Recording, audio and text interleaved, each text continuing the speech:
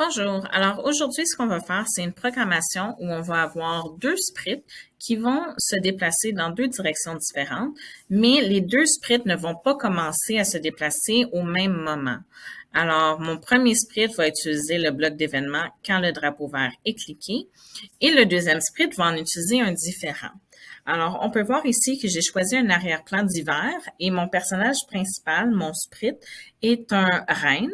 Alors, je vais premièrement aller mettre le renne où je veux qu'il commence. Alors, on peut voir qu'en le déplaçant, on a des coordonnées qui ont changé. Alors, le premier bloc de programmation que je vais mettre, c'est quand le drapeau vert est cliqué, puisque c'est à ce moment-là que je veux que l'action commence.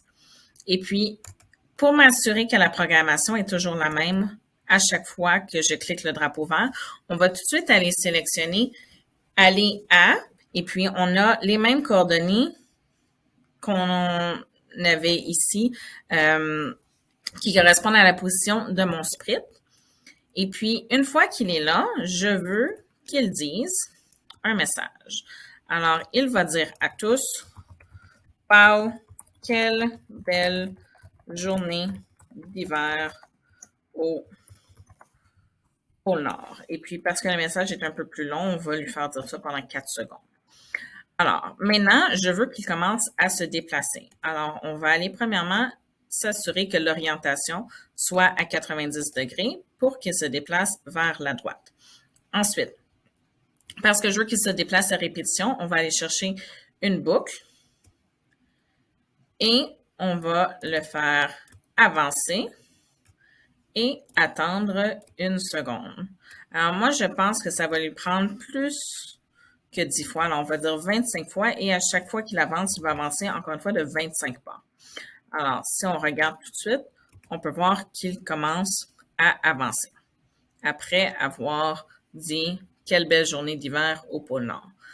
Maintenant, alors on a notre premier sprint de programmer. C'est maintenant le temps d'aller chercher notre deuxième.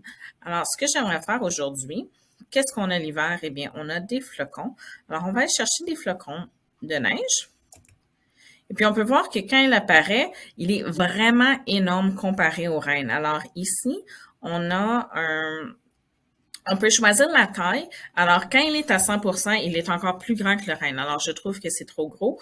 On va le mettre à 25% de sa taille pour que il soit même s'il est plus gros qu'un vrai flocon, la taille est un peu plus proportionnelle. Alors, je vais aller le sélectionner, le mettre où je veux qu'il commence. Et puis, si je veux qu'il commence à la même place à chaque fois au début, je vais aller cliquer quand le drapeau vert est cliqué et puis je vais aller tout de suite sélectionner ses coordonnées. Mais là, je vous avais dit que son action n'allait pas se passer au même moment. Alors, je ne vais pas mettre mes autres blocs de programmation après quand le drapeau vert est cliqué. Je vais aller choisir un deuxième événement. Alors, ici, on a plusieurs options. Alors, quand la touche espace est pressée, quand le sprite est cliqué, quand l'arrière-plan bascule, quand le volume sonore est plus grand que 10. Et puis, je vais aller choisir quand je reçois message 1. Et puis, qu'est-ce que c'est message 1? Eh bien, c'est un message électronique qui est envoyé d'un autre sprite. Alors, le renne, par exemple, va envoyer à tous un message. Alors, message 1, on peut voir, c'est le même nombre, le même mot. Et puis, moi, je vais envoyer ce message-là seulement après qu'ils disent que c'est une belle journée et avant qu'il commence à marcher. Et puis, ce message-là, c'est un message qui n'est pas perçu par la personne qui regarde la programmation, mais seulement par l'autre sprite ou plusieurs autres sprites s'il y en a plus qu'un. Alors, on peut aller voir le flocon. Alors, on a déjà la programmation. Maintenant, ce que je veux faire, c'est un mouvement. Alors, un flocon, ça ne va pas tomber directement vers le sol en ligne droite. Alors, ce qui est beau, c'est quand un flocon va un peu bouger de gauche à droite. Alors, ce qu'on va faire, c'est on va aller dans Mouvement, puis on va aller choisir l'orientation. Puis, on va pas aller chercher 90 ou 180. On va le mettre un peu plus vers la droite, mais un peu plus vers le bas. Alors moi, j'ai choisi 135 degrés. Et puis, je vais le faire avancer de 20 pas. Et ensuite, je vais aller changer l'orientation encore une fois. Alors, c'est un peu différent de si je faisais tourner. Alors, ça va m'assurer que c'est toujours vers la même direction qu'il va. Et puis, alors, avant, il avançait par là. Maintenant, je veux qu'il aille de l'autre côté. Alors, ici, et puis on peut voir, c'est moins 135. Et je vais faire la même chose, avancer de 20 pas. Et puis, parce qu'on veut qu'il tombe jusqu'en bas, alors on va faire répéter, je vais mettre 50, comme ça on est certain que ça va aller vraiment jusqu'en bas. Et puis, ce qui serait beau, c'est si on avait plus qu'un flocon. Alors, on peut aller rajouter un autre sprit. Alors, on va aller rajouter encore une fois des flocons de neige. Oh, je pense que je suis allée trop loin. Et on recommence les mêmes étapes. Alors, on va aller mettre la taille à 25. On va aller placer le flocon à sa position de départ. Un flocon, ça commence pas partout à la même place, hein? Alors pas à la même hauteur. Je vais m'assurer que quand le drapeau vert, il est à la position que j'ai choisie. Et ensuite, quand il reçoit le message que le reine a envoyé après avoir dit que c'est une belle journée, il va faire les mêmes actions que le premier flocon. Alors, ce que je peux faire, c'est aller sélectionner tout ça et faire CTRL-C avec mon clavier. Et ensuite, ici, faire CTRL-V pour recopier la programmation. Et puis, je peux faire ça pour plusieurs autres flocons.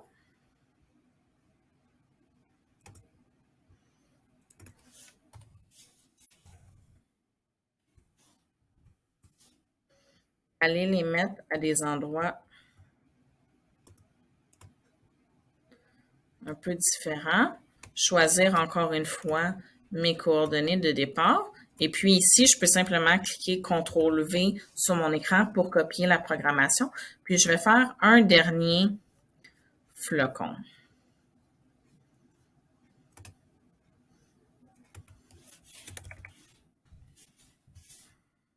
Allez choisir où il commence.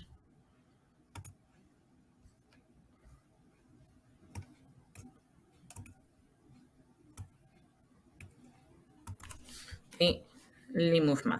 Mais là, si on clique sur le drapeau vert pour que tout commence, alors tout va retourner dans sa position de départ. On a le reine qui dit « Quelle belle journée! » Oh là là! Alors, les flocons sont allés beaucoup trop vite. Alors, ce qu'il faudrait faire, c'est rajouter des blocs d'attente, de contrôle, attendre une seconde. Alors, on va faire ça à chacun de nos flocons. On va rajouter des blocs attendre parce que la neige tombait beaucoup trop vite. C'est une tempête, là. Et puis, on veut pas une tempête, on veut une belle journée d'hiver.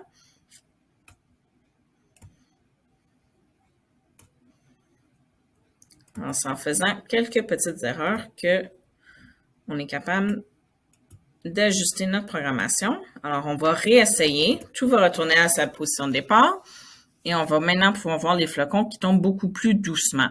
Mais on peut voir que les flocons se déplacent vraiment dans le même sens. Alors, ce n'est pas très naturel. Alors, ce qu'on pourrait faire, c'est changer l'orientation de deux des flocons. Alors, ce qu'on va faire, on va choisir le flocon numéro 2 et puis on va aller inverser l'orientation. Alors, ici, on va rajouter un moins. Et puis, ici, on va aller l'enlever. Alors, on va mettre 135 et on va faire la même chose au quatrième flocon. On rajoute un moins. Et ici, on l'enlève. Et on va réessayer pour voir si ça nous plaît plus. Alors, on a le reine qui dit son message. Et ensuite, alors on peut voir les flocons, c'est un peu plus beau la façon que ça tombe. Alors ici, on a maintenant, dans le fond, 5 sprites qui se déplacent dans des directions différentes et puis au moins 2 commencent à 2 moments différents. Alors, et voilà.